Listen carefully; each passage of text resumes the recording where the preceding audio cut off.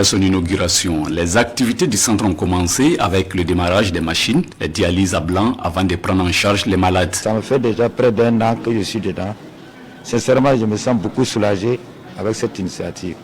Je faisais la navette Fada-Tenkorgo, presque 2 fois par semaine. Sincèrement, je me sentais épuisé. Vraiment, l'arrivée de ces appareils ici, c'est vraiment un ouf de soulagement pour nous. Nous étions à Ouagadougou. Ouagadougou aussi, c'était pas simple parce que pour avoir toutes les lignes étaient saturées. On était dans les privés, c'était difficile. Nous avons énormément dépensé. Je faisais la dialyse à 85 000 par séance et 2 fois dans la semaine. J'ai fait à peu près 4 mois comme ça. Et avec l'initiative du camarade capitaine Ivan, nous voilà aujourd'hui, nous sommes à Fada. Et ça nous a en tout cas beaucoup soulagé. Le centre d'hémodialyse de Fadangourma est équipé de 12 générateurs de dernière génération, dont 9 installés dans ce grand centre, 2 dans cette salle d'isolement et 1 dans la salle de réanimation. À cela s'ajoute une salle de pose des cathéters et des bureaux.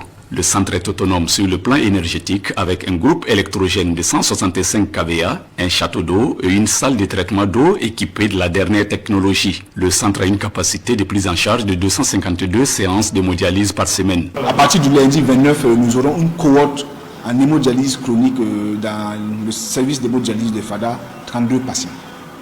Donc nous passons de 17 à déjà 32 patients. C'est pour vous dire comment la demande est forte. Et les patients ne font qu'affluer.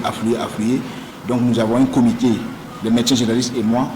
Déjà nous avons des patients ici qu'on va intégrer. Et il y a d'autres patients qui sont de Fada et qui étaient déjà dans d'autres centres qu'on va récupérer. Donc quand on va faire le point, ils seront à terme plus de 60 patients. Et pour assurer le service, un personnel technique engagé et dévoué est commis à la tâche. Je suis accompagné de 3 médecins généralistes qui ont été formés à Ouagadougou pendant 6 mois et pour pouvoir gérer les cas de maladies rénales chroniques qui arrivent en hémodialyse. Et il y a aussi 6 infirmiers qui ont été formés aussi. Nous avons pour le moment 5 techniciens d'hygiène hospitalière et on a une technicienne d'hygiène hospitalière qui était déjà dans un centre d'hémodialyse à Ouagadougou qui va nous rejoindre bientôt. Donc ça porte à 6 techniciens d'hygiène hospitalière. Et nous avons un technicien biomédical pour la maintenance de nos machines.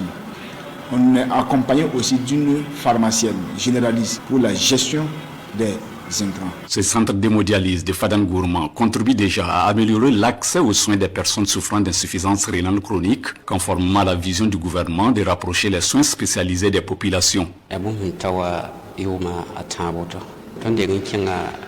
Cela fait 3 ans maintenant. Nous avons commencé le traitement à l'hôpital Bogodougou à Ouagadougou. On nous a ensuite référés à Tenkorgo et voilà qu'avec l'ouverture du centre de Fada, ça nous soulage davantage. De la maison, nous venons faire le traitement et c'est plus économique pour nous. Beaucoup de gens sont morts par manque de soins parce que le coût était élevé. Mais présentement, vraiment, avec 2500, vraiment ça est à la portée de tout le monde. Donc ça aide beaucoup. Vraiment, nous sommes très contents. En rappel, le premier centre d'hémodialyse du pays a été ouvert en 2000 et jusqu'à l'avènement du MPSR2, le Burkina ne comptait que 5 centres. Depuis l'avènement du MPSR2 à nos jours, 7 centres ont été ouverts.